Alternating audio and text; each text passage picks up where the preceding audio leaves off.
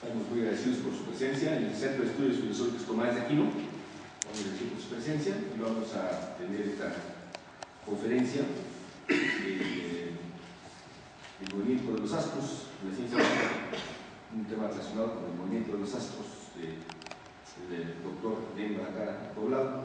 Estamos muy agradecidos. Voy a dar la palabra al director para que dé la bienvenida.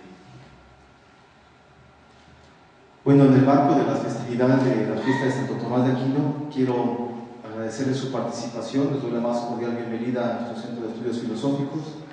De una manera muy especial quiero agradecer la participación del doctor Daniel Malacara Poblado, un gran amigo.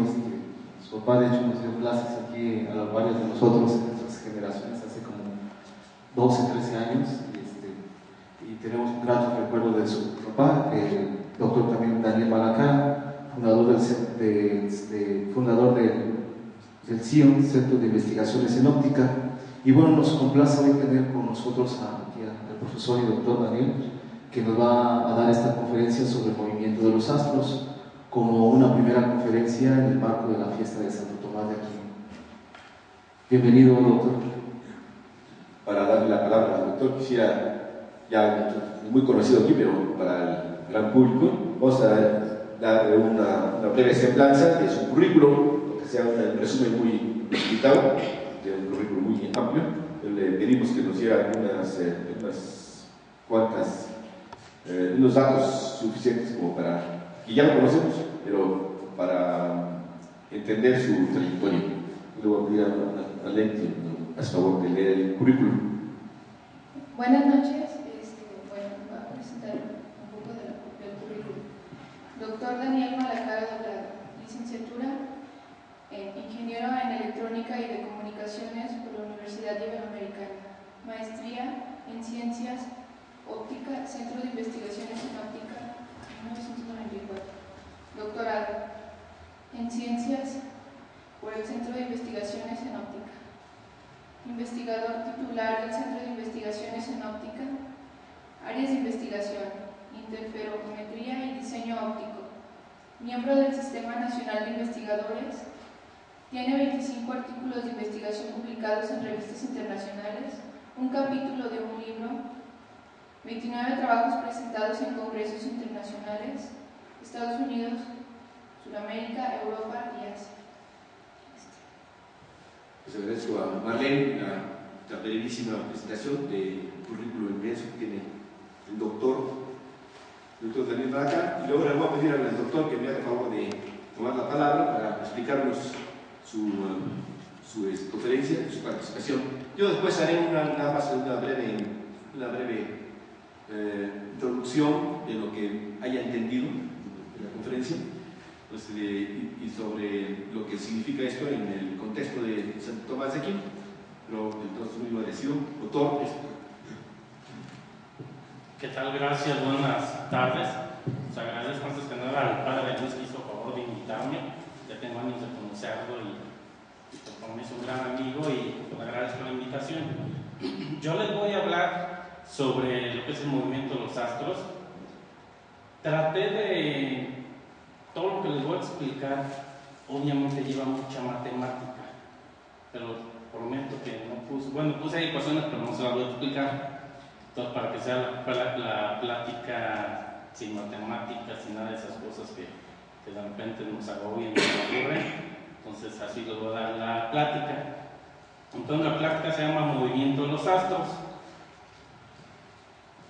Antes que nada, primero, cuando hablamos de movimiento, ¿a qué nos referimos? Si se lo preguntamos a un médico, a una persona que se dedique al arte, a un guerrillero, a un sociólogo, todos nos van a dar ya respuestas diferentes de lo que es el movimiento. Aquí, como ven en esta transparencia, les voy a enumerar algunos. Por ejemplo, en el arte el movimiento es como forma de expresión. Para, no sé si acá haya niños, bueno, creo que no, pero para los que les gustan los videojuegos, ¿qué viene siendo el movimiento? En realidad, cuando están jugando un videojuego, ¿qué es lo que está haciendo el chamaco jugando? En realidad, para ellos el movimiento es predecir el futuro, qué es lo que va a suceder en el videojuego. pues para ellos es el movimiento. Tenemos en la música que es el movimiento. El movimiento es una parte de la obra. Aquí como un proverbio cultural, ¿cuál es la diferencia entre un concierto y una sinfonía? ¿Alguien sabe? Miren, nada más para que sepan, entre un concierto y una sinfonía es muy fácil. El concierto siempre hay un precursor importante o el principal. Por ejemplo, el concierto para piano número 5 de Beethoven, el principal es el piano. Un concierto siempre va a estar compuesto por 3 movimientos. Y una sinfonía, todos los instrumentos son iguales, tienen el mismo peso y por lo general hay 4 movimientos. Entonces, como un proverbio cultural. Y bueno, como ven, hay un montón de cosas de movimiento. Nosotros nos vamos a enfocar al que está en blanco, en física, lo que es movimiento de los cuerpos o sistemas. Bueno, primero, ¿qué es el movimiento? Es un cambio de posición en el espacio y se caracteriza por ciertas propiedades. Primero, ¿qué es lo que necesitan para que haya movimiento? Hagan de cuenta se va a mover esta botella que tengo aquí. Obviamente debe estar en algún lugar en el espacio. En segundo, debe tener un estado físico definido, que es lo que es el tiempo. Yo, para que vean este movimiento, tuvo que haber un inicio y un tiempo en el que se estuvo moviendo. Y bueno, más adelante les explico lo que es la cinemática. Bueno, primero la mecánica clásica. Todo esto se los estoy platicando porque todo esto que les estoy contando al principio tiene que ver cómo se van a mover los astros. Bueno, primero tenemos la mecánica clásica, tenemos lo que es la mecánica vectorial, que son las leyes de Newton, que más adelante se las voy a enumerar, son bien interesantes las leyes de Newton. Y la mecánica analítica es meramente matemático, y aquí no va a haber nada de filosofía, muy a pesar de ustedes, no va a haber nada de filosofía en la mecánica analítica, pero prometo más adelante poner cosas interesantes para ponerlos a filosofar sobre el movimiento. Bueno, tenemos lo que es la cinemática, viene del griego kineo, que significa movimiento. ¿Cuál es la diferencia entre lo que es la velocidad y la aceleración? Primero, la velocidad, hay un cambio constante en el tiempo, pero permanece una velocidad constante. Y la aceleración, ¿qué es? Esa velocidad que yo tengo va cambiando con el tiempo, cada vez va siendo o más rápida cuando se acelera, o cada vez se va moviendo más despacio. Eso es una desaceleración. Bueno, también de los movimientos que tenemos, el movimiento rectilíneo. El movimiento rectilíneo, si está, como lo vemos en la transparencia, es por ejemplo un automóvil, está en una línea recta y ahí es constante el movimiento. ¿Cuándo se va a producir una aceleración? En el movimiento rectilíneo también puede haber aceleración. Ejemplo, ahí se ve en caída libre. ¿Qué sucede si ustedes avientan una pelota de un edificio? La velocidad con la que va cayendo la pelota no es constante, cada vez va cayendo más rápido y va cayendo de acuerdo a la fuerza gravitacional, que es 9.8 metros sobre segundo al cuadrado. Ahí hay unas formulitas que les dije que no se las iba a explicar, pero son las formulitas que tienen que ver con el movimiento rectilíneo acelerado. También tenemos lo que es el movimiento circular. El movimiento circular puede ser lo que está aquí, un movimiento que está definido en un círculo. Aquí me voy a estar parando en algunas transparencias para explicar en la transparencia lo que quiero que observen, pero imagínense, tengo una onda que estoy lanzando, que está en la transparencia. La velocidad angular, o lo que significa que mismos ángulos recorro un cierto tiempo. La velocidad angular puede ser constante, pero no significa que la velocidad en la circunferencia va a ser constante en todos lados. Imagínense esto. ¿Sí se me escucha? Sí. Yo puedo estar girando. Yo puedo estar un ángulo. Si yo giro esta trayectoria de aquí a aquí, el ángulo aquí que yo tengo, la velocidad es constante. Pero ustedes creen que recorre la misma cantidad si yo corro de aquí a aquí que si corro de aquí a aquí. Obviamente recorre menos, pero la velocidad angular es la misma. Por eso en una carrera, que les pongo otra transparencia, por eso en una carrera de 1000 metros, es decir, por eso los corredores se fijan que están diferentes, uno está más adelante que el otro, de tal manera que suponiendo que corrieran a la misma velocidad, toda la trayectoria a la que llegarían todos al mismo tiempo. ¿Por qué? Porque el que está más pegado al centro, si los pusiéramos todos iguales, no correría más rápido, perdón, llegaría más rápido porque está recorriendo una trayectoria más pequeña. ¿De acuerdo? Y bueno, todo lo que tiene que ver con el movimiento circular tiene que ver con el radio del círculo y bueno, los que saben trigonometría hay que cambiarles vectores y todo el rollo matemático.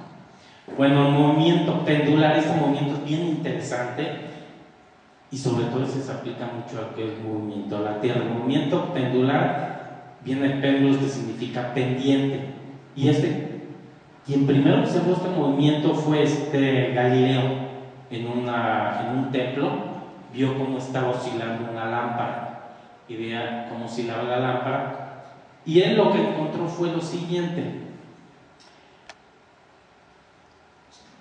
Imaginen, yo tengo un péndulo y tengo una masa.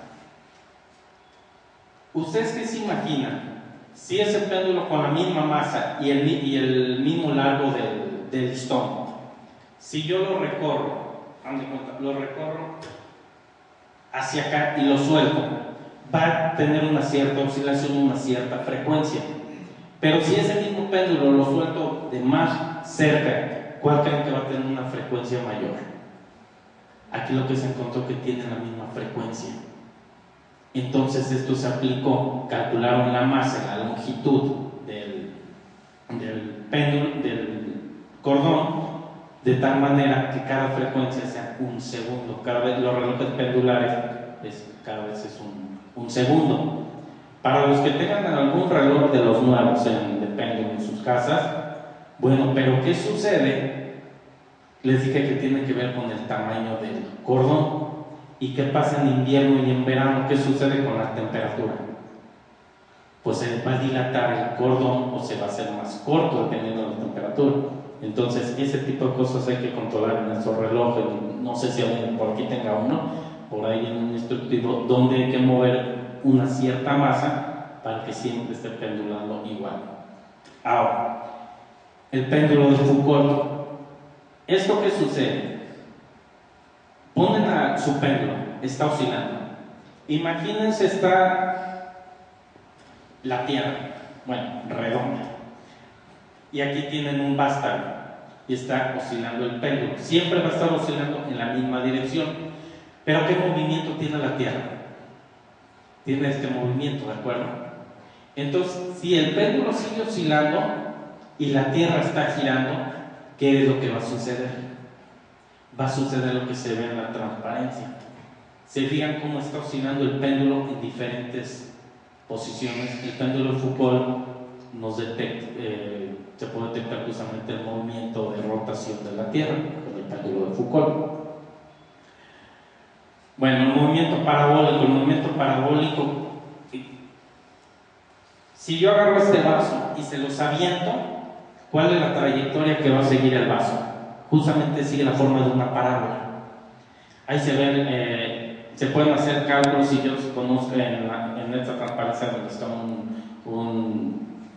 una persona con un rifle, si conozco la posición del chango al que voy a matar, como yo ya sé que esa bala no va a salir en línea recta, se puede calcular el chango cuánto debe bajar para que justamente le dé. Se puede mostrar matemáticamente con la formulita que viene abajo del changuito ese, pero se puede demostrar. ¿Se acuerdan cuando eran niños y que aventaban piedras y que hacían concursos de ver quién la llegaba más lejos? Si los dos niños tienen la misma fuerza, obviamente dependiendo del ángulo, el ángulo en el que va a llegar, los dos niños tienen la misma fuerza y la lanzan con la misma fuerza, el ángulo es lo que le va a dar cuál va a llegar más lejos, y ese ángulo justamente es a 45 grados. Es decir, ni hay que lanzarla muy recta, ni hay que lanzarla hacia arriba, más o menos a la mitad, 45 grados se lanza, y ahí es cuando la piedra llegaría más lejos. Igual en una trayectoria a la hora que chutan un balón de fútbol, sigue la trayectoria de una parábola. Bueno, el movimiento armónico simple. Este tipo de movimiento se da, por ejemplo, en los resortes. No más en resortes, se da esto que vemos aquí, donde dice movimiento vibratorio oscilatorio. ¿Qué se imaginan que es? Es el corazón. El corazón tiene un movimiento armónico simple, está siempre con la misma frecuencia, está latiendo. El movimiento ondulatorio. El movimiento ondulatorio es como se mueve si avientan una piedra al agua y se empiezan a formar ondas. Este es el movimiento ondulatorio. Más adelante les voy a demostrar que la luz es una onda, y al rato les hago la demostración de que es una onda. Movimiento de rotación y traslación de la Tierra. Bueno, el movimiento de rotación, ya saben, tarda 24 horas y la rotación es el que gira sobre su eje. Acuérdense que la Tierra está inclinada, el eje de rotación está inclinado, está a 23 grados. Entonces tarda 24 horas, y el movimiento de traslación, que es lo que tarda en darle la vuelta alrededor de un año, bueno, son los 365 días. La órbita de la Tierra mide 930 millones de kilómetros. Yo puedo hacer un cálculo, si mide 930 millones de kilómetros y tarda 365 días, puedo calcular a qué velocidad vamos. Y vamos a esa velocidad que ven ahí, 106.200 kilómetros por hora, o lo que es lo mismo, va a 29.5 kilómetros por segundo. Y si vamos a esa velocidad, ¿por qué no la sentimos? ¿Por qué no nos mareamos si vamos tan rápido? ¿Alguien sabe? Lo que el cuerpo experimenta como sensación es cuando hay una aceleración. Quien de aquí se haya subido a un avión, ¿qué sucede cuando el avión se está acelerando? Uno siente que hasta se pega en el asiento, y igual si va aterrizando, al contrario, se está yendo hacia el asiento. Y cuando el avión ya va a velocidad constante, ¿sienten el movimiento? No se siente. Para que una persona pueda sentir el movimiento, debe tener aceleración. Entonces, por eso no sentimos, porque la velocidad es constante. Por eso no sentimos el movimiento. Bueno, pero no nada más son los únicos movimientos que tiene la Tierra. Todos han utilizado un trompo, que tenemos ahí, es el movimiento giroscópico. La Tierra también tiene unos ciertos movimientos, que es el nutación. La nutación es: la Tierra está girando sobre su eje, pero también tiene este pequeño movimiento. En recorrer ese pequeño ángulo tarda 18.6 años en cambiar. Es decir, el ángulo de la Tierra, que les decía que son 23 grados, cambia. Pero cambia, ¿saben cuánto? 3 minutos. 3 minutos, ¿cuánto es? Si ustedes 90 grados es esto, dividan ese en un grado, y luego cada grado son 60 minutos. Entonces son 3 minutos nada más. O sea, casi no se detecta. Y bueno, si casi no es nada, ¿cómo lo detectaron? ¿Cómo detectaron los astrónomos o los científicos que se mueven? También al ratito les digo cómo se detectó. Y bueno, tenemos otro movimiento que la Tierra hace eso también, que es justamente la transparencia donde se ve la Tierra moviendo. Para que haga una precesión, la Tierra tarda 25.767 años en hacer ese movimiento. Bueno, vamos a una cosa bien importante, las leyes de Newton. Les voy a explicar las 3 leyes de Newton. Las 2 primeras las publicó en latín, en el libro que viene ahí. Mi latín, de hecho, no es muy bueno, entonces quizá como lo pronuncie, pero es natural, es principio de matemática, lo publicó en ese libro. Y ahí explica todos los conceptos básicos del movimiento del universo. La primera ley de Newton, también se la puse en latín, pero como no lo hablo muy bien, se lo doy en español, que dice: todo cuerpo permanece en su estado inicial de reposo o movimiento uniforme rectilíneo, a menos que sobre él se ejerce una fuerza exterior no equilibrada. ¿Qué significa esto? Esto va a estar en reposo hasta que haya una fuerza que cambie su estado. Ejemplo, la rana que está ahí. La rana está en reposo. ¿Y qué es lo que hace que la rana se mueva o salte? Justamente los músculos que ejerce sobre la pierna es que salte la rana. Esa es la primera ley de Newton.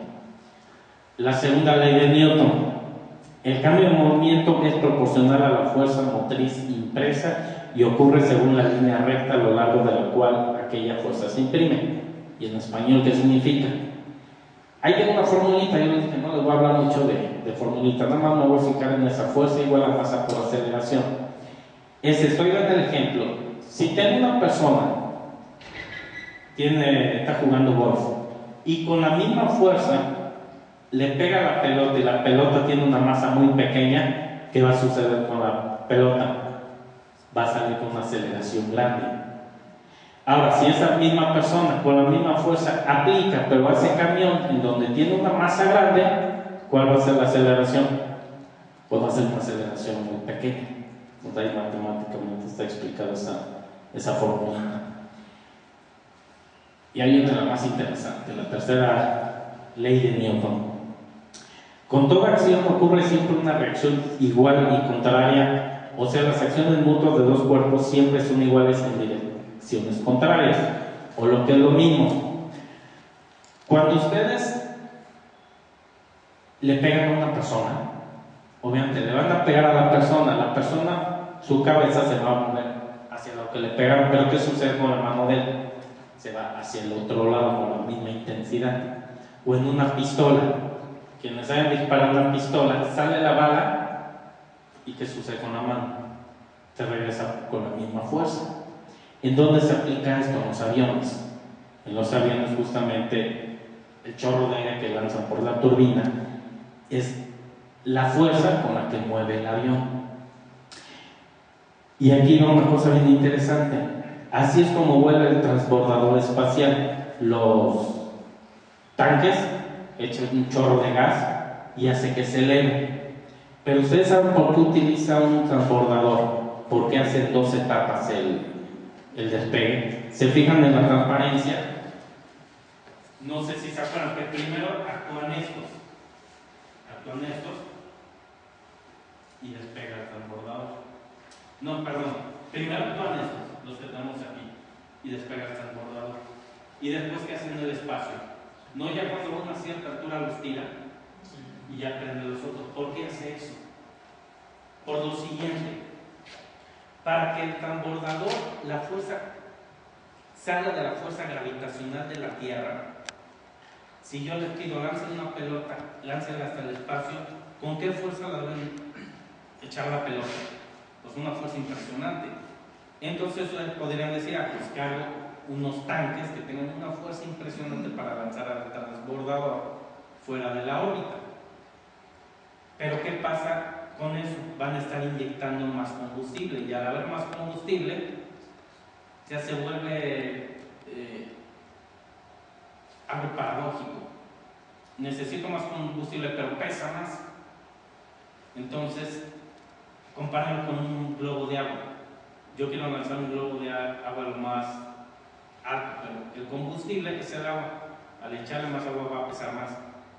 Entonces necesito más energía, y esto se hace un círculo vicioso, y nunca el transbordador podría salir a la atmósfera. Entonces lo que tienen que hacer, en una etapa llegan a una cierta altura y le quitan peso al transbordador, tirando las cápsulas que salen, ahí le están quitando peso.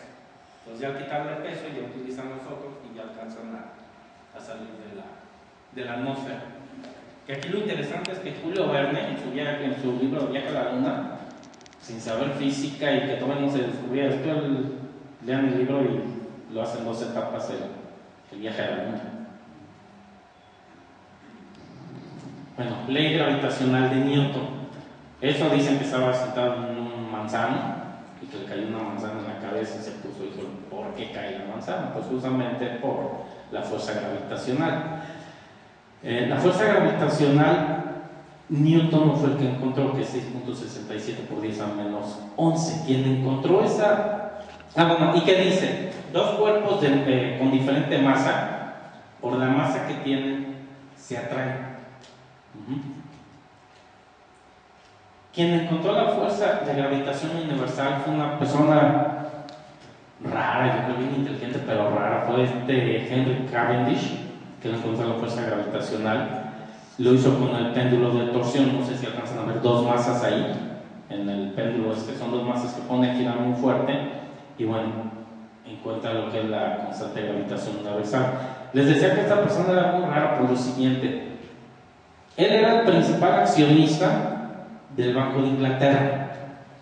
Entonces imagínense el dinero que tenía. Tenía mucho dinero, pero él vivía nada más con unas cuantas liras a la semana. Otra cosa, era soltero, entonces imagínense el pegue que tenía con las muchachas, era tremendo. Pero había un problema, que le tenía miedo a las muchachas, esta persona. Y él, toda su servidumbre eran mujeres, pero él, para ordenarles a su servidumbre qué tenía que hacer, se los hacía por escrito y nunca tenía conversación con ellas. Y otra cosa, publicó muy poco. Él decía, ¿para qué publico? Yo las investigaciones que haga es por el placer de yo saber las cosas, no por el placer a que las demás personas sepan. Era la ideología de esta persona. Luego Nicolás Copérnico, que decía el movimiento. Primero decía, la Tierra no ocupa el centro del universo. El único cuerpo que gira alrededor de la Tierra es la Luna. La Tierra no está en reposo, sino que gira sobre sí misma, lo cual produce, entre otras cosas, lo que es el día y la noche. Y los planetas, aquí se fijan, aquí él decía que los planetas describían órbitas circulares, más adelante se vio que no eran circulares. No sé si supieron que apenas lo enterraron por segunda vez a Copérnico el 23 de mayo del 2010, hace 2 años lo volvieron a enterrar. ¿Qué es lo que hicieron? En la catedral de Frombo, que está al norte de Polonia, había 15 cuerpos enterrados y dijeron, vamos a ver cuál es Copérnico para hacerlo ahora sí su lápida de que es Copérnico. Abren la tumba y había 15 personas. ¿Cómo supieron cuál era Copérnico? Bueno, afortunadamente por dos cosas. Una, Copérnico murió a los 70 años, que era raro que una persona viviera 70 años.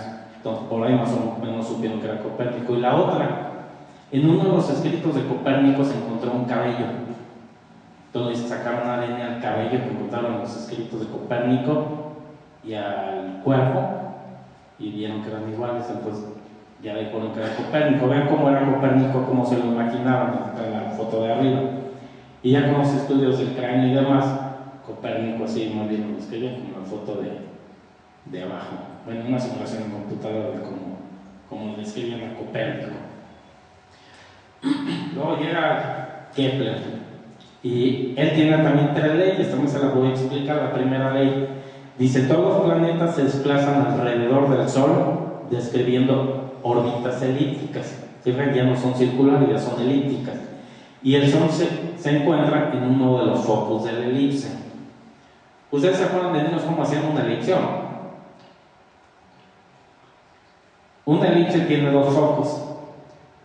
No sé si recuerdan que el maestro para hacer una elipse es muy fácil. Ponen 2 clavos y atan una cuerda que sea más larga que la distancia de los 2 clavos. Y entonces, a ver si me entienden, jalan la cuerda, la van jalando y ahí describen lo que es una elipse. ¿Por qué? Porque una elipse, ¿cuál es la definición de elipse? Si yo aquí tengo un foco, el otro foco va a estar acá. Y lo que me dice la elipse es lo siguiente: la trayectoria que yo tengo de aquí a aquí, esta trayectoria más esta trayectoria es lo mismo que si tomo esta trayectoria más esta trayectoria. Entonces, hacer la cuerda constante al estarla jalando es la misma trayectoria, por eso puedo dibujar una elipse. Bueno, la segunda ley, el radio vector que un planeta y el Sol barre áreas iguales en tiempos iguales. ¿Esto qué es? Si yo me muevo un determinado tiempo, y aquí me muevo ese mismo tiempo, el área que yo tengo aquí es igual al área que yo tengo aquí. Eso es lo segundo que dice Kepler. Y la tercera ley, que es un poquito lo que más cuesta trabajo, pero ahorita les explico qué es que dice. Para cualquier planeta, el cuadrado de su periodo orbital es directamente proporcional al cubo de la longitud del semieje mayor de su órbita elíptica. ¿Y eso qué significa? Es eso. Les hice una pequeña tabla. El periodo es cuánto tarda en dar la vuelta al Sol. Por ejemplo, tengo Mercurio, tarda 0.24 años. Y la distancia al Sol en unidades astronómicas, una unidad astronómica son 150 millones de kilómetros, que es lo que por eso la Tierra está en 1, es lo que mide del Sol a la Tierra. Entonces, si yo elevo al cuadrado el periodo, lo voy a poner como no soy un árbol, voy a utilizar como que esté más acá. Saturno, el periodo son 29.5 años. Si yo este periodo lo multiplico al cuadrado, obtengo esta 870.25. Y ahora, la distancia que tiene al Sol, esto lo hago pero al cubo, y al elevarlo al cubo, se ve lo que obtuve. Por pequeña variación, pero tengo lo mismo. En todos los casos, en todos los planetas es lo mismo. Entonces, eso es lo que significa la tercera ley. Llegamos a una persona también bien interesante, Galileo Galilei. Galileo Galilei, primero, él apoyaba mucho el sistema heliocéntrico. Él hizo varias cosas. Él descubrió, antes decían que la Luna era un cuerpo liso, y él dijo que no, él fue el que descubrió lo que son las montañas lunares. Él descubrió igual con su telescopio, él hizo el telescopio, es muy conocido el telescopio galileano. Quien utiliza telescopios galileanos es muy sencillo hacer un telescopio galileano. Ustedes pueden comprar una lupa de los que venden en la papelería y luego utilicen una lente de una persona que es miope, que sería una lente negativa. Entonces utilicen esas dos lentes y con eso ya tienen su telescopio galileano. Bueno, los médicos los que operan, han visto que los médicos se ponen unas lentillas, unas mirillas para estar operando. Ese es un pequeño telescopio galileano. ¿Cuál es la diferencia entre el telescopio kepleriano? El telescopio kepleriano utiliza dos lentes, dos lupas, pero la ventaja del galileano es que las imágenes las da al derecho. Si ustedes observan a través de un kepleriano, las imágenes se ven al revés. ¿Qué más encontró? Los satélites de Júpiter. Y con eso encontró una cosa muy interesante. Dice que no todo gira en torno a la Tierra. Él encontró lo que son las manchas solares y las fases de Venus. Y bueno, ¿sí saben qué significa en latín lo que está ahí abajo? Y sin embargo se mueve. Que hay historiadores que dicen que en realidad nunca dijo esa frase y ya por eso lo querían condenar.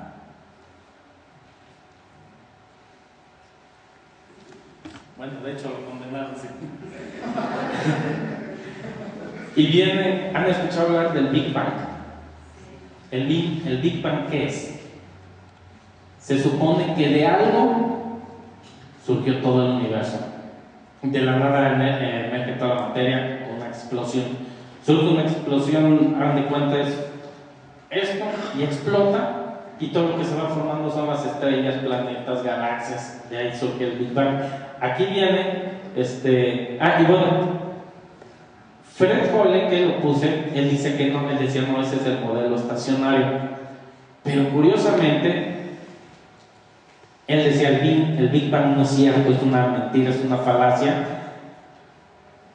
Y este cuate fue el que dijo, no, le llamó, es un Big Bang, pero en forma de burla. Y curiosamente fue el nombre que se le tomó. Sonó bonito y es el Big Bang. Y bueno, ahí se ve cronológicamente qué es lo que sucedió con el Big Bang. Aquí está en el principio. Entonces, explota y a los no se alcanza a ver, pero a los 10 segundos se forman lo que son los neutrones, fotones, átomos de helio, etc. A los 390.000 años ya se empiezan a formar los primeros átomos de hidrógeno. Y fíjense, a los 300 millones de años apenas empiezan a formar las primeras estrellas, y así sucesivamente hasta que se van formando galaxias y además esa es la teoría del Big Bang.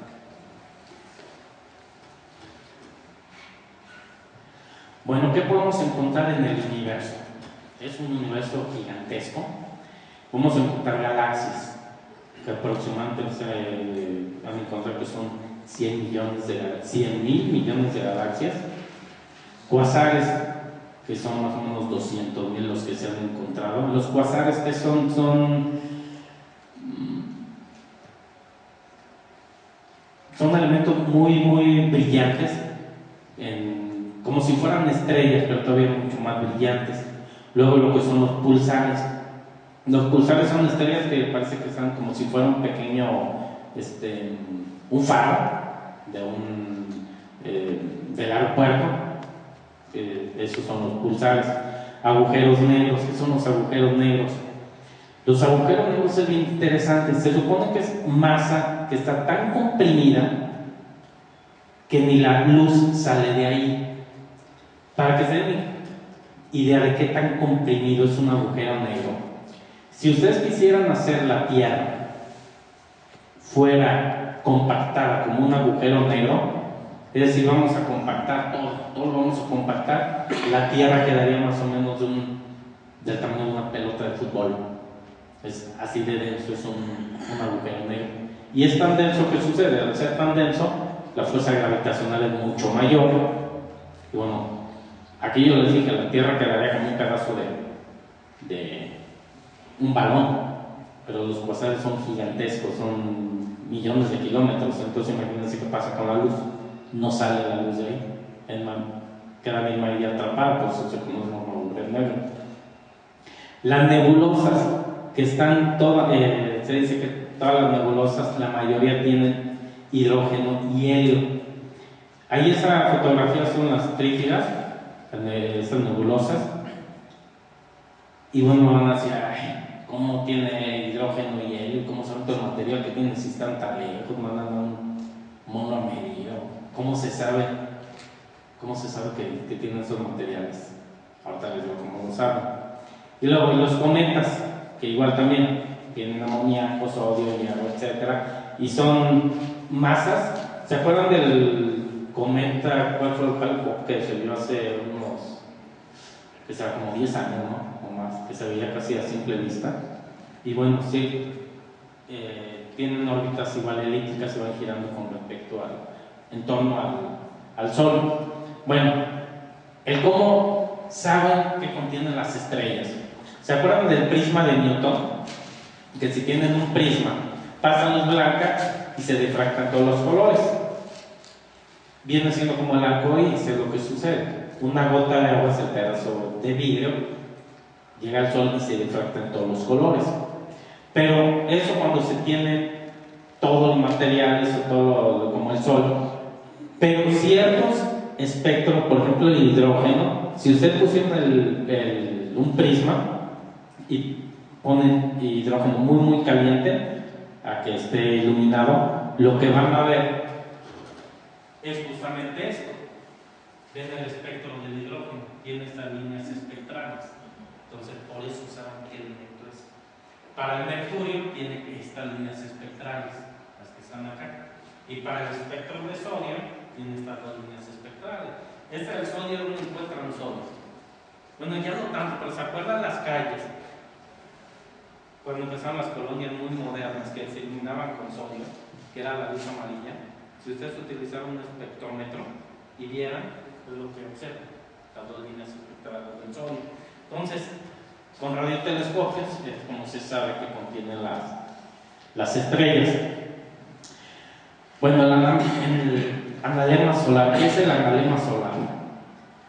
Si ustedes pusieran una cámara fotográfica,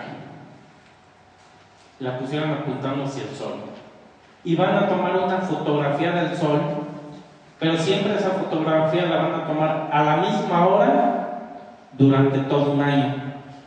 La forma que ustedes tendrían del Sol hace como un 8, que se ve en esta figura, forma un 8. Ese es el analema solar. Al conocer yo el analema solar, y obviamente ya se tiene muy bien calculado el analema, yo podría hacer un reloj solar. Yo como podría hacer un reloj solar, si yo ya sé la posición del Sol siempre a la misma hora. Aquí pregunta, aquí fue a la misma hora. Si lo toman a otra hora diferente, ¿qué es lo que sucede? Que ese 8 de cuenta se está recorriendo de un lado hacia otro. Entonces yo ya puedo diseñar un reloj solar. Ahí lo tengo. Este está calculado exactamente para León. Aquí yo puedo ver, perdón que me estoy parando tanto.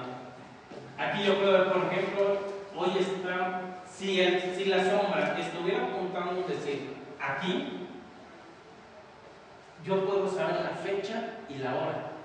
Yo ya sé que estoy más o menos para el 15 de octubre y son las 10 de la mañana. Entonces, yo puedo, con el puro sol, saber tanto fecha como hora. Aquí está separado. Está separado en 6 meses y 6 meses. ¿Para qué? Para no poner todos los 8 juntos y luego va a haber mucho problema. Ahorita el problema acá con los relojes de sol que sacaron su onda esta del cambio de horario de verano y demás, entonces hay que poner una leyenda en el reloj de sol. Cuando sea verano hay que recorrer la hora en el reloj de sol. Este es un reloj de sol que se encontró en Zacapu, Michoacán, que data de 1548.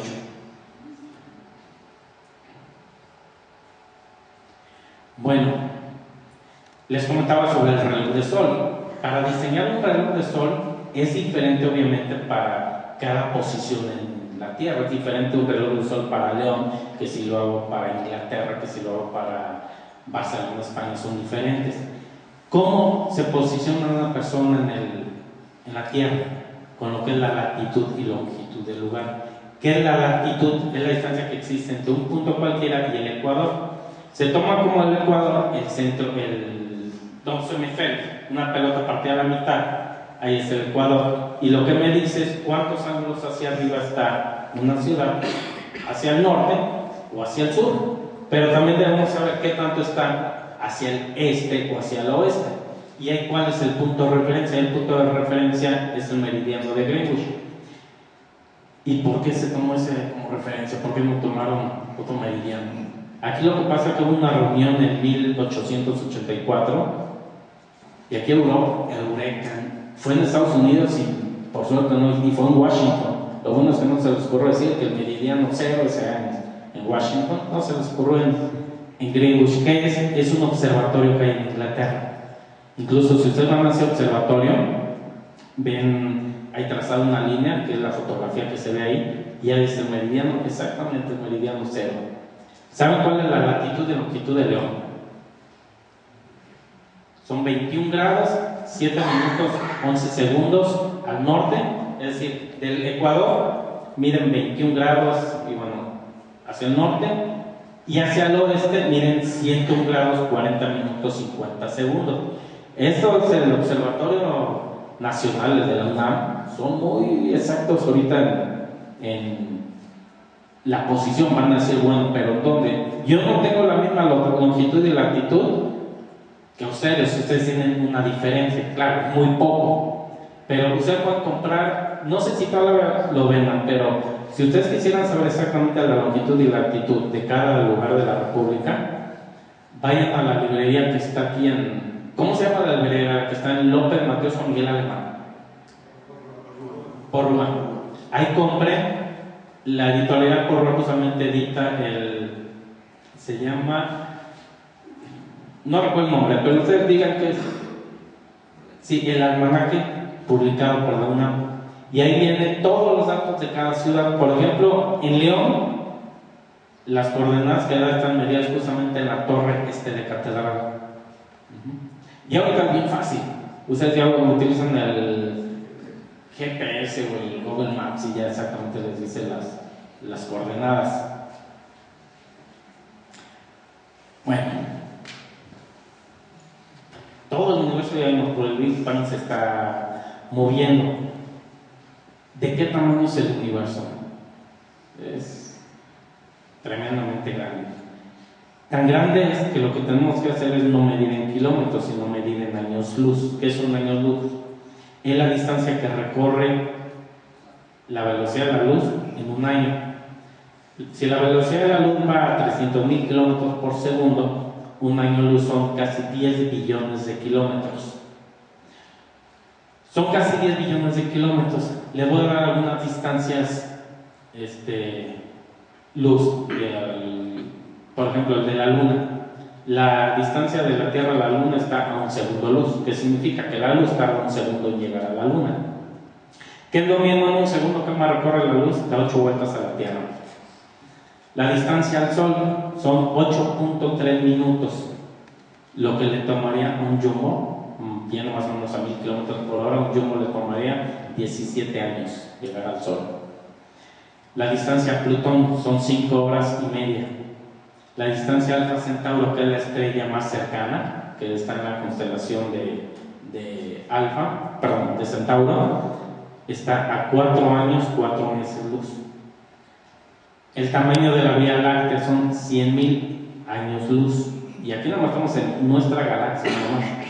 La distancia a Andrómeda son 2.300 millones de años. Y al final del universo está calculado que son 13.700 millones de años luz.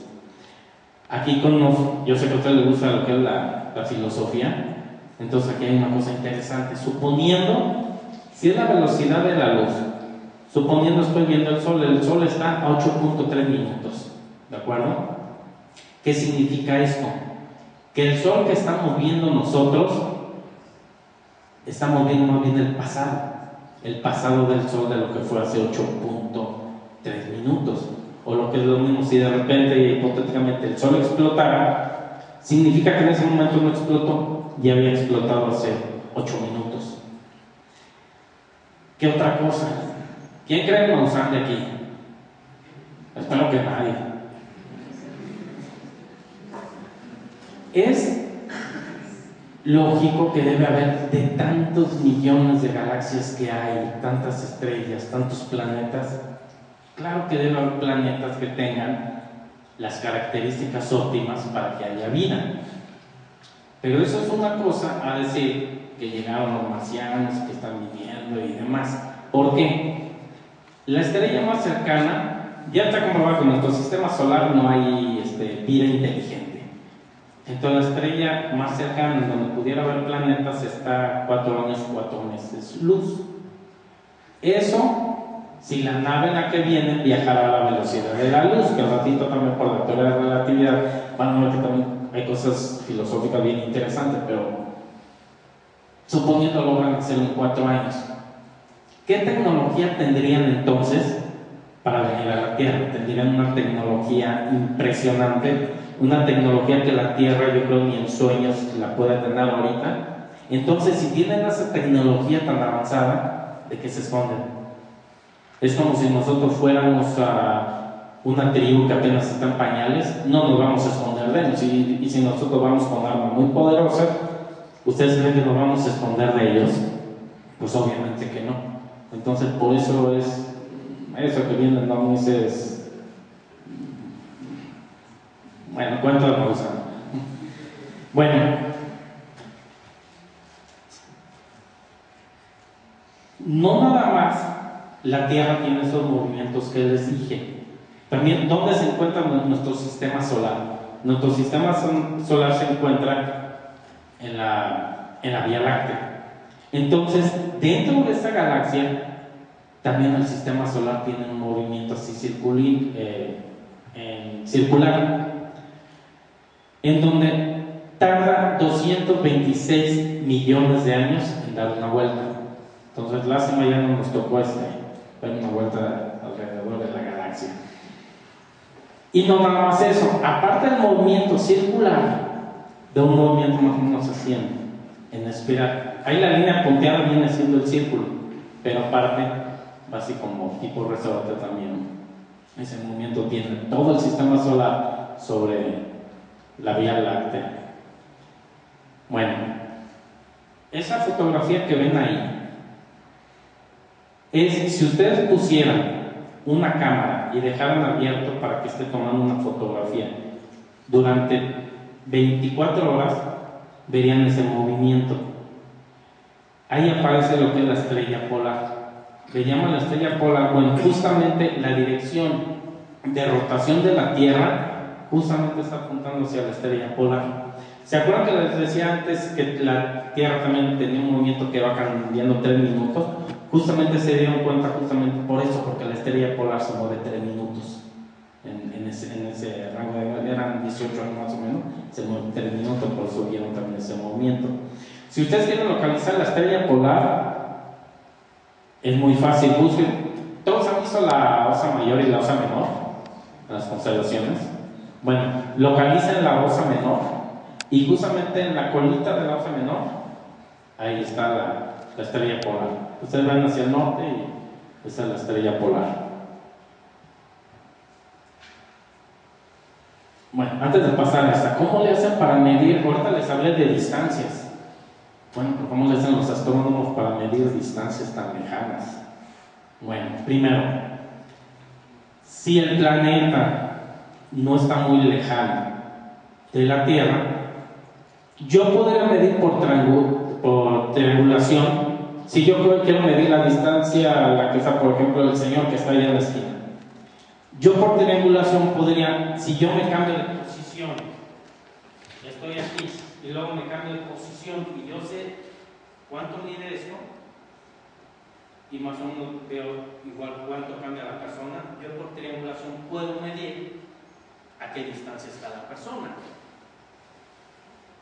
En cuerpos celestes que están muy lejanos no se puede hacer eso. Entonces, ¿cómo le hacen los astrónomos para medir distancias tan grandes? Lo que pasa es que encontraron no sé cómo llamarle, unos cuerpos celestes que están en la constelación, le llaman las cefeidas, que son estrellas bien interesantes. Descubrieron que la brillantez de esas estrellas es constante.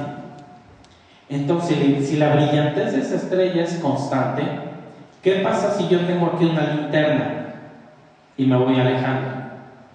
¿Qué va a pasar con la brillantez de esa linterna? Cada vez se va haciendo más tenue. Entonces, justamente gracias a esas estrellas, a las cefeidas, como la intensidad es constante, la brillantez, lo que hacen es miden la brillantez y ya pueden calcular a qué distancia se encuentran. Bueno, la luz son ondas. Ahorita les digo porque también es importante saber que la luz son ondas. La luz son ondas, pero tiene una onda que se mueve así, que es la parte eléctrica, y hagan cuenta, son dos así. Una se mueve así, que es la parte magnética, y otra se mueve así, que es la parte eléctrica. ¿Cómo yo les podría demostrar que la luz son ondas? Ahí ahora se los demuestro.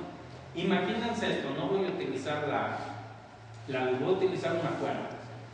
Yo hago una cuerda aquí en la pared, ato la cuerda y luego entre la pared y yo voy a poner una reja. ¿Qué pasa si la cuerda la giro en esta dirección? Como la reja está en esta posición, obviamente va a pasar la onda. Pero ¿qué pasa si está en esta dirección y la pongo a girar en esta dirección? ¿Qué va a suceder? La onda se va a detener en la reja. ¿De acuerdo? Entonces, como yo ya sé que la luz viene de esta forma, muy fácil, voy a hacer una reja que tenga la longitud de las ondas de la luz. ¿Cuánto? ¿Saben cuál es la longitud de onda de la luz? La de luz visible está entre los 400 y los 700 nanómetros. Significa que yo debo hacer hipotéticamente una reja que tenga esa separación, 400 o 700 nanómetros. ¿Cómo hago eso? Está también en chino. Entonces, la forma en hacer ese tipo de rejillas es ponen un plástico y lo empiezan a estirar. De tal manera, no recuerdo el material, a la hora que lo estiran, todas las moléculas empiezan a alinear y justamente se alinean a esa longitud. Y esas rejillas que tienen esa separación se llaman polarizadores. Todo el mundo ha escuchado hablar de polarizadores, ¿de acuerdo? Que son los lentes polarizados. Entonces, imagínense que yo hago esto. Tengo un polarizador acá. La luz viene así, pero también viene así. Si yo pongo el polarizador así, o la rejilla así, la onda que viene así la va a detener, pero la que viene así la va a dejar pasar, ¿de acuerdo? ¿Y qué pasa si se me ocurriera poner aquí un polarizador, pero volteado? ¿Qué va a suceder con esta? No la va a dejar pasar. Entonces, si yo tengo dos polarizadores encontrados, no me va a dejar pasar luz. Esto que tengo aquí son dos polarizadores. Aquí tengo la luz, la que viene de acá. Me está dejando, a la hora de yo ponerlo aquí, me está dejando pasar nada más una onda en un eje. Si lo quiero, me deja pasar en otro eje. Si yo pongo los dos, igual en la misma orientación, igual me deja pasar, no sé si la eléctrica o la magnética. ¿Y qué pasa si giro el otro? ¿Qué sucede? Ya no va a pasar la luz. Entonces ahí es una forma de mostrar que la luz es una onda electromagnética, es una onda, y ya, con eso ya lo estoy ahora, ¿por qué es importante saber que son ondas? Por eso, ahora les voy a hablar sobre el efecto Doppler. Y ahora, bueno, sigo con lo que son las ondas. ¿El efecto Doppler qué es? El efecto Doppler todo el mundo lo ha escuchado. ¿Qué sucede cuando pasa un carro de carreras? Se escucha cómo viene, lo están viendo que viene hacia acá y se oye cuando pasas y cambia la longitud. ¿Por qué? Porque aquí ven, se está moviendo el tren de onda. Si estuviera quieto, se verían las ondas perfectamente circulares, pero al estarse moviendo, las ondas hacia este lado, para esta persona las ondas se vienen acercando y tiene ese tamaño de onda. Y para la persona que está acá, las ondas se hacen más largas, se hacen más grandes. La longitud de onda, aquí estoy poniendo, por ejemplo, para el rojo, estoy entre los 620 y los 750. Para el azul, entre los 450 y 495. Se fijan que el tamaño de es más chico en el azul. Entonces, ¿qué pasa? ¿Cómo saber que las galaxias se están alejando o acercando? Justamente utilizan el efecto Doppler. Entonces utilizan el efecto Doppler y ¿qué sucede? Si se están alejando, para la persona se están acercando hacia el rojo, la veríamos en rojo. Si se estuvieran acercando, las ondas se contraen y estarían moviendo en el azul. Entonces es la manera como sabes que se está acercando o alejando una galaxia. Esto, el efecto Doppler, no más se aplica en astronomía, se aplica también en lo que es la medicina. No sé si algún día han ido con un cardiólogo, ahora que le está tomando el electro, se ve el efecto del corazón y se ven en colores azul y rojo, y ahí se detecta obviamente si el flujo sanguíneo va en una dirección o bien en otra dirección. Bueno, ese es el efecto Doppler. Y luego voy a entrar a una cosa bien complicada, la teoría de relatividad. ¿La teoría de relatividad qué es? Ahí hay una ecuación bien famosa que dice E igual a mc al cuadrado. ¿Y eso qué significa? Bueno, significa lo siguiente. ¿Han escuchado el postulado de la materia no se crea ni se destruye, solo se transforma? Bueno, pues ese postulado Einstein le dio una torre.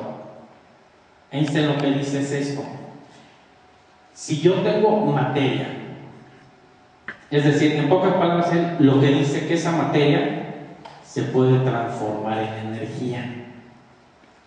¿Y esto a qué dio lugar?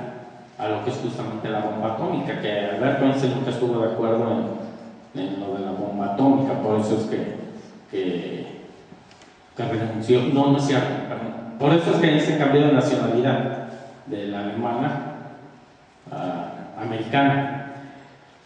Dios, han escuchado que dice, el azar no existe, Dios no juega los dados, han escuchado esa frase, ¿no?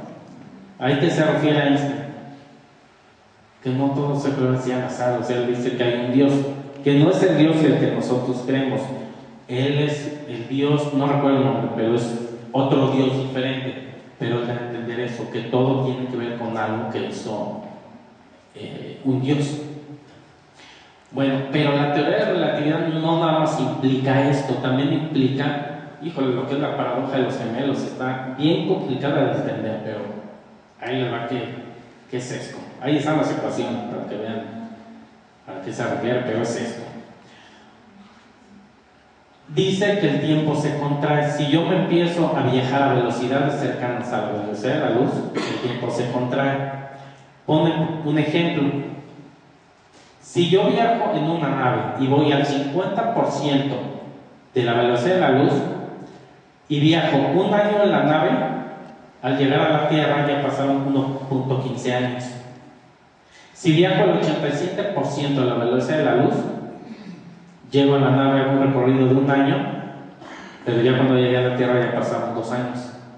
Si viajo al 99.9 de la velocidad de la luz, yo puedo, ahí se ve una caricatura, son 2 gemelos, pero el otro se va a dar una vuelta al universo, se tarda un año en regresar, pero cuando regresó, su hermano gemelo que se quedó en Tierra, ya pasaron 70 años, y para la pena pasó un año. Entonces sí está complicado entender, ¿verdad? Eso es lo que es la paradoja de los gemelos. Y bueno, hasta la última transparencia. Y cualquier pregunta, duda que tengan.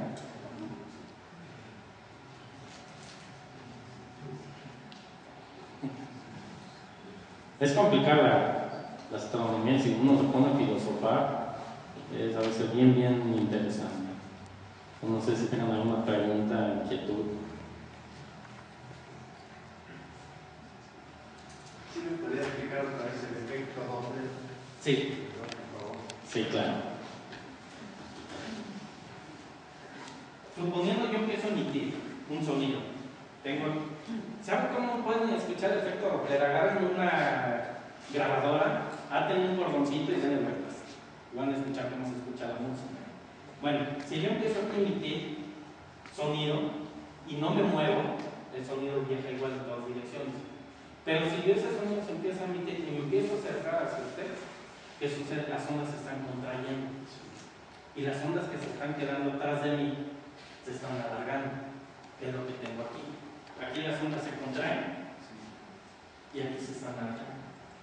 Entonces eso sucede con las galaxias, a ver si se acercan o se alejan. Si yo lo observo a esta acá, las ondas se hacen más grandes, es decir, si estoy en esta posición y se está alejando, estoy en error porque son ondas más grandes. Pero si está acercando, las ondas se contraen y me estoy acercando hacia el sur. Ese es el efecto Doppler. ¿Alguna pregunta? Sí. Sobre la última frase que apuntó de Albert Einstein, dice Dios no juega a los dados, ¿esto va en contra de las teorías del azar? Él lo que da a entender es esto, que no todo, que hay un motivo por qué sean las cosas. Es decir, que si yo agarro ese papel y lo tiro, no va a caer al azar en algún lugar. Tiene que ver con algo. En este caso, que es el algo, tiene que ver con la fuerza gravitacional, tiene que ver con la fuerza del aire. Siempre hay una explicación al porqué de las cosas. A eso se refiere. ¿Y esa explicación es meramente natural? Claro, para todo debe haber una explicación científica de por qué sucede. Justamente a todo lo que sucede debe haber una explicación basada matemáticamente de por qué está sucediendo. Por eso saben justamente cómo se mueven los astros. Toda la teoría matemática han bajado en su site uno de astronomía. O han hecho simulaciones, pueden bajar simuladores de astronomía para ver cuándo va a haber por ejemplo, ¿cómo saben que va a haber un satélite? ¿Cómo va a haber un eclipse? Ya todo está perfectamente calculado y saben exactamente la hora que va a suceder un satélite. Todo calculado. Y el satélite no sucedió por Qué chido, pasar un satélite, ¿no? Es todo. Tienes que dar.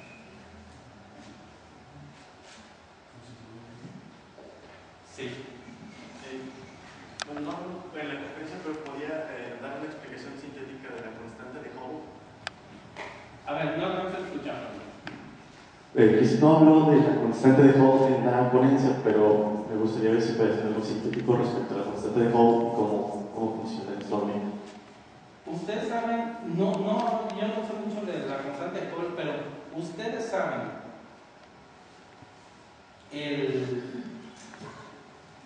lo que fue el telescopio, el Hubble, que me imagino que es a lo que te refieres.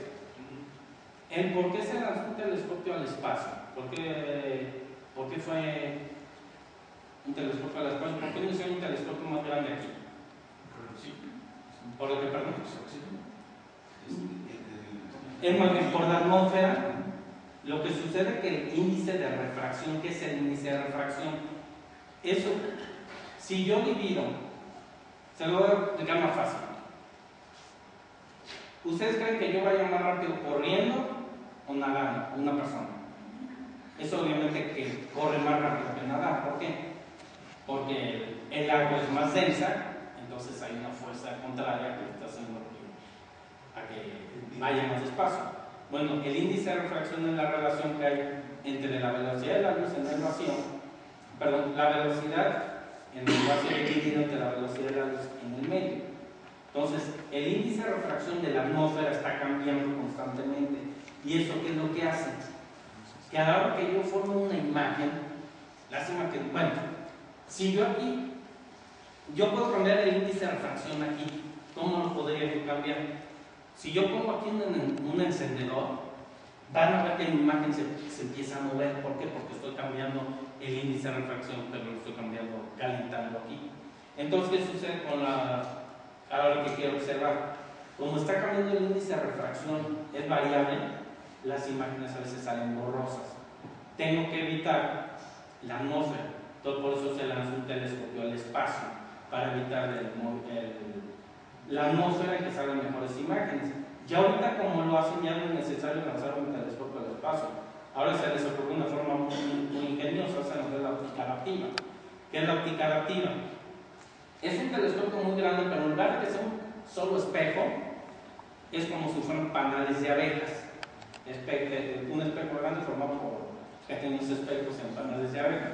Entonces una computadora mide el índice de refracción, lo manda a una computadora y los espejos, hay unos actuadores ahí que están moviéndose y cambian la forma del espejo. Y los van cambiando y ya predicen cuáles, miden el índice de refracción y ya predicen cuál es la forma que debe tener el espejo para tener buenas imágenes. Ustedes busquen la maravilla de Hubble, busquen en Google de galaxia M100 y siempre sale una comparación de una galaxia vista con el Hubble, pero él le pone una galaxia vista con el Hubble reparado. ¿Por qué? ¿Qué es lo que sucedió? A la hora que lanzaron el telescopio al espacio, el Hubble, costó miles de millones de dólares. Lo lanzan al espacio y las imágenes se veían peor. ¿Y saben cuál fue el error? Que a la hora que el espejo, obviamente no todo el telescopio se hace en un mismo lugar, a la hora que el espejo lo trasladaron hacia toda la parte mecánica, para evitar que se rayara, pusieron una pequeña capita en el espejo para no rayarlo. Lo arman y se les olvidó quitar la capita del espejo. Obviamente los gringos nunca quisieron manejar que fuese error. Ellos lo manejaron como falta poner una lente adaptadora, que quién sé qué tanto rollo. Ya la lanzaron y corrigió las aberraciones de efectos en la imagen producida por el Hubble. Y ahí hay una comparación antes de ser reparado y después de ser reparado, y van a ver qué impresionantes imágenes. Van a ver que de verdad vale la pena bueno, es otra cosa filosófica. Si vale la pena hacer tanto gasto, habiendo tanto niños muriéndose de hambre, ¿vale la pena hacer esos estudios o no? Pues también vale la pena, todo es un contexto. De hecho dicen que un país entre más ciencia tenga, como la ciencia hace que todo se vaya creando industrias, también va haciendo que el país vaya teniendo más dinero. No voy a dejar de hacer una investigación en ver un auto que corran más rápido. Yo decir, a la hora que yo investigo sobre eso, vendo más autos y tengo más dinero. Entonces la ciencia no hay que tenerle miedo, hay que trabajar sobre la ciencia. A los chavos yo les digo, no le tengan miedo a ser científicos. De verdad es una cosa que no se compara, yo creo, con ningún trabajo. ¿Por qué? Porque uno lo que hace es, yo me pongo a investigar lo que quiero. A mí nadie me dice, yo no tengo un jefe que me diga, tú te vas a poner esto como en las oficinas, hacer esto para mañana me quiero hacer reporte. No, uno es libre. Yo siempre digo al papá CONACYT, que es el Consejo Nacional de Ciencia y Tecnología, yo quiero investigar sobre esto y CONACYT es quien manda el dinero para hacer el proyecto de investigación. Y uno lo hace tranquilo, sin que nadie esté moliendo a ver si lo estoy haciendo o no. Claro, al final hay que llegar a CONACYT, ahí están los resultados, pero es un trabajo muy satisfactorio a la hora que uno publica, que cuando uno le acerca su primer artículo, es una cosa, es otra cosa que para uno lo que publicó es algo nuevo, y que se lo publique en una revista es una satisfacción muy grande. ¿Alguna otra pregunta?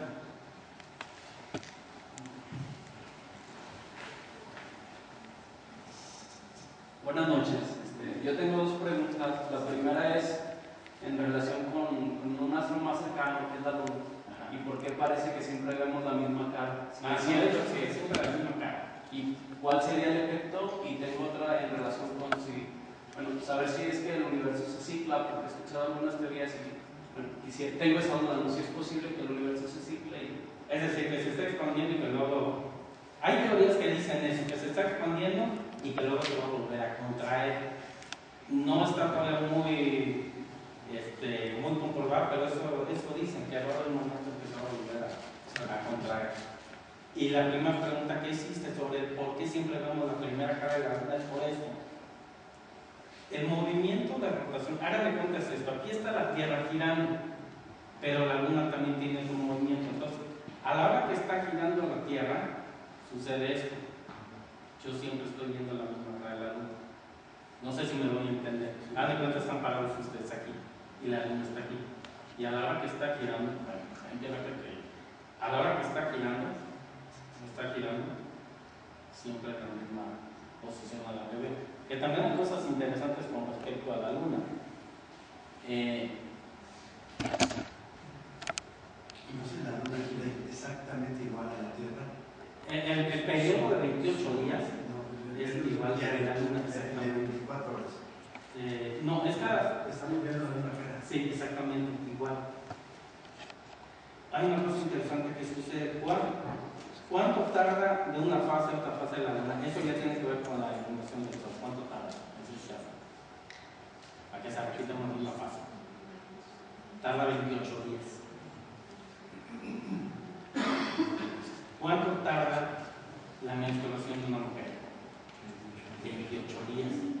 Entonces, por ahí están manejando que en un principio de la creación, que los seres empezaron a parear, justamente lo hacían cuando había luna llena, cuando había luz. Entonces dicen que la evolución en la mujer de que se haga 28 días, justamente que se fue adaptando a que siempre se fue adaptando la menstruación a los de los 28 días, se fue adaptando a que la luna era llena cada 28 días. Entonces hay una teoría por ahí que están manejando con respecto a eso. ¿Alguna otra pregunta? Sí. El padre Eduardo Chávez, el postulador para la causa de Camilo, en su libro establece, bueno, ahí explica así de manera muy rápida, que en el manto de la Virgen de Guadalupe, de la tilma, que hay un estudio que no lo hizo, es un científico, bueno, hay un estudio que hizo un doctor de apellido Aste-Thompson, pero él lo hizo de las pupilas, sí. Sí. Bueno, mi primera pregunta era, ¿qué opina usted de ese estudio? Sí, esa era mi primera pregunta. Pero la otra pregunta tiene que ver con las estrellas que están en el manto de la Virgen y que la posición que tienen las estrellas que predicen exactamente el día 12 de diciembre. ¿Eso es factible? O sea, saber que la posición, o sea, es un estudio, que es la bóveda terrestre de ese día, pero no vista de la Tierra hacia arriba, sino al revés. Si se fotografiara y se volteara el negativo, vista desde, como quien dice, la vista de Dios. Sí, o sea, la vista desde el cielo hacia abajo, pues. Sí, eso es así sí coincide. Hay muchas cosas que yo les llamo que hay que tener la fe. Esa es una de las cosas. Yo sí creo que se algún documental donde dicen incluso que en el iris se alcanza a ver reflejado el rostro de Juan Diego y ese tipo de cosas. Muchas cosas son de fe. Uno como católico cree en esas cosas de fe. Un caso es este, el otro caso es el manto de Turín, con el que envolvieron a Jesús y que se encontró un manto de Turín y dicen que es él. Hay muchos estudios científicos y de hecho ópticos que dicen que sí es, hay otros que dicen que no es. Siempre va a haber contradicciones de los que son muy ateos, que siempre van a estar buscando la parte negativa y no. Entonces aquí hay que dar más bien una parte más bien de fe. Igual en el manto de Turín muchos dicen que no es cierto. Y acaban de hacer unos estudios en el manto de Turín en donde utilizaron otro tipo de luz. Obviamente no significa que lo que yo vea, o más bien, otras cosas pueden detectar otras longitudes de onda que yo no veo. El ojo es sensible a de los 400 a los 700 nanómetros, pero puede haber otras ondas que para el ojo no son perceptibles.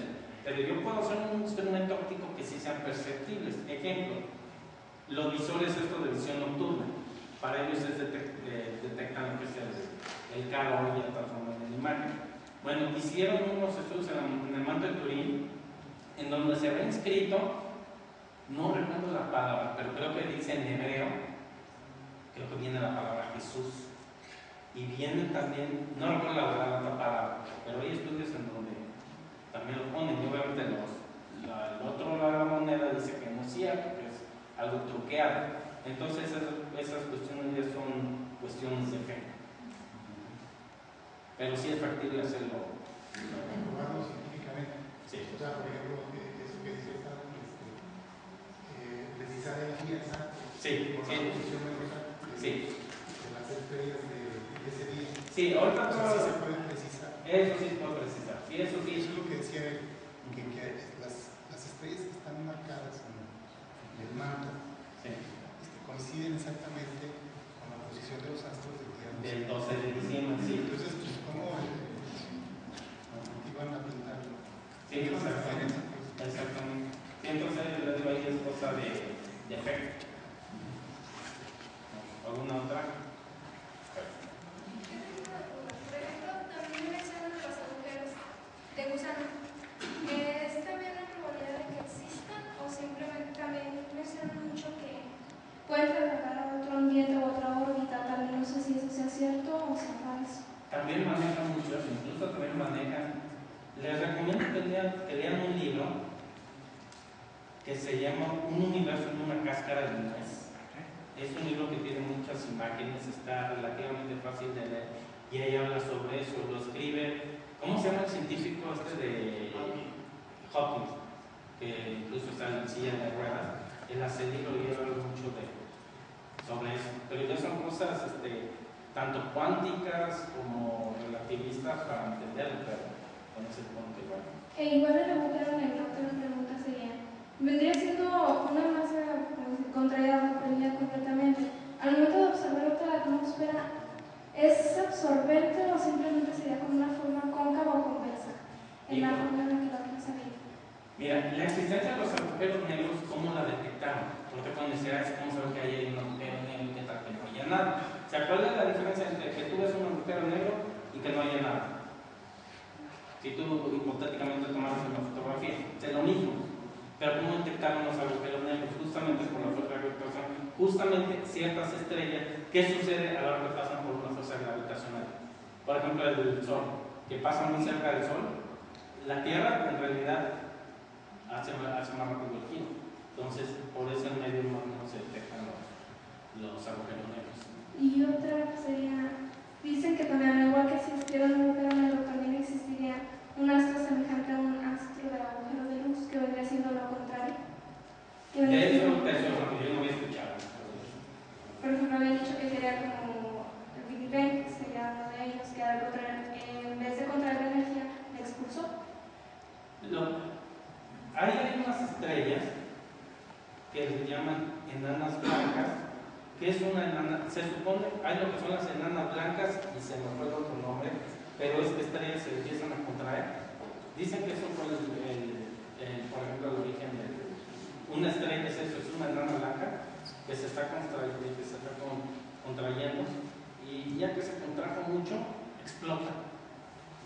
Eso son lo que son las enanas blancas. Y lo que comentaban hace rato, también se dice que del Big Bang se está expandiendo, pero dicen que va a ser el oscilatorio, que va a regresar en un momento a tener no expandir, sino contraer. Bueno, muchas gracias. Sí.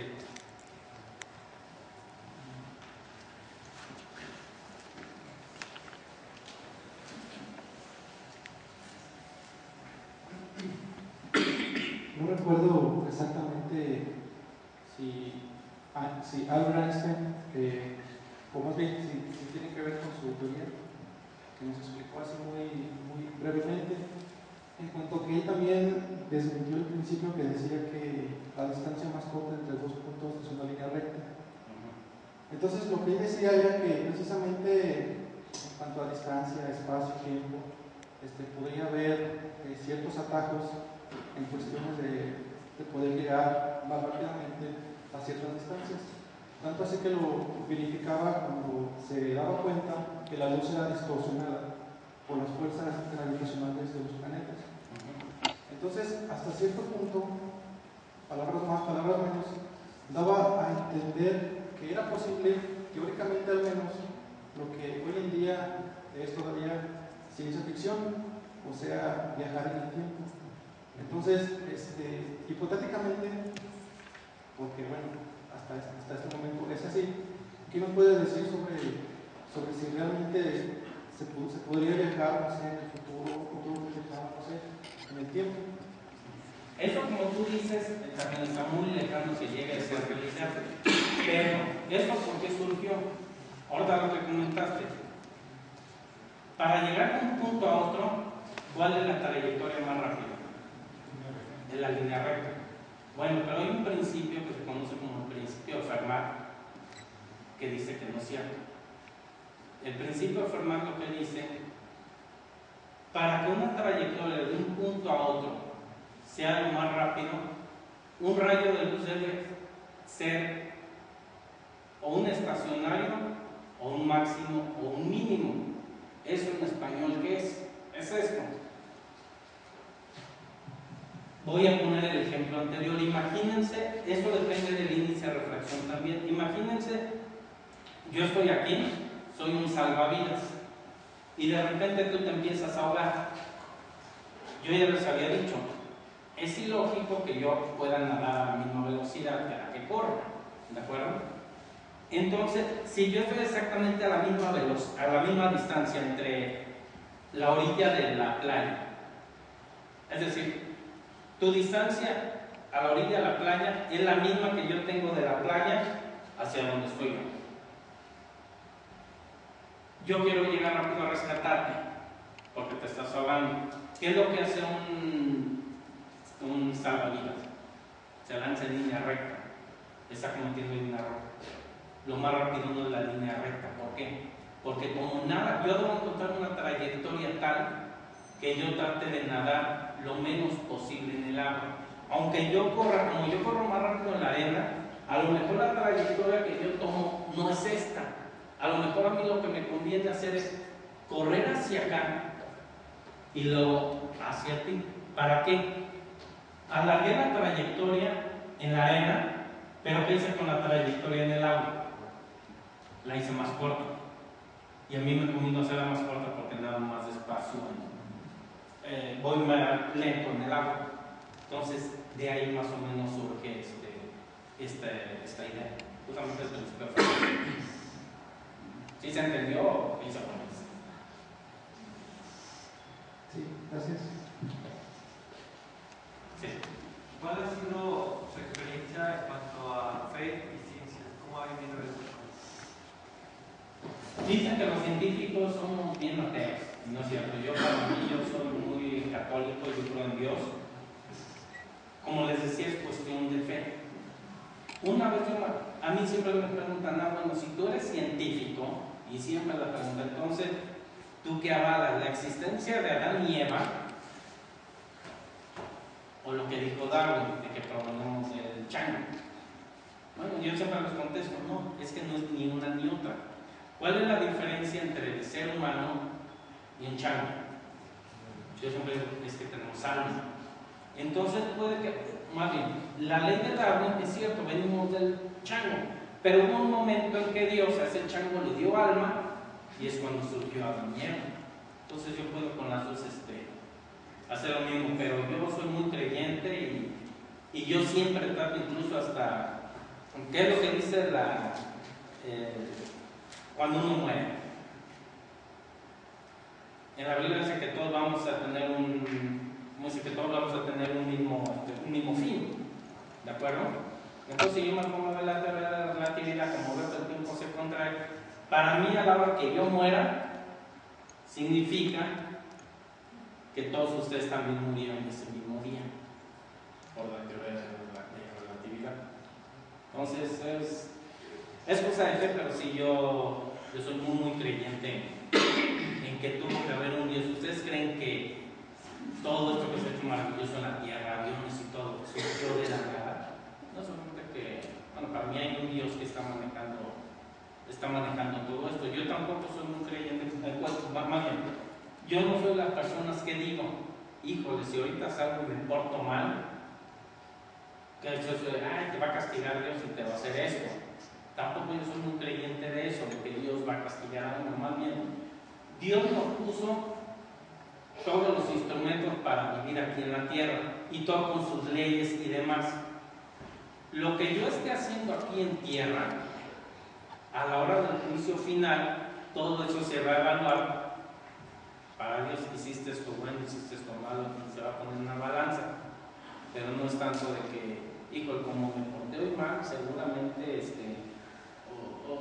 Dios, te prometo que si doy limosna el domingo, haz que pase el examen de matemáticas. Pues no. Uno debe hacer las cosas como están todas las leyes aquí en el universo. Ya cuando moramos ya va a haber alguien que nos diga si lo hicimos bien o mal. ¿De acuerdo? ¿Alguna otra? No queremos abusar. Muchísimas gracias. Gracias por todo. Aquí se mostró el verdadero científico, pero sobre todo el amigo que vino sacrificando muchísimas cosas que tiene y nos dio todo el tiempo del mundo para que podamos expresar nuestras dudas. Entonces estoy muy agradecido. Gracias y vamos a darle un gran aplauso primero.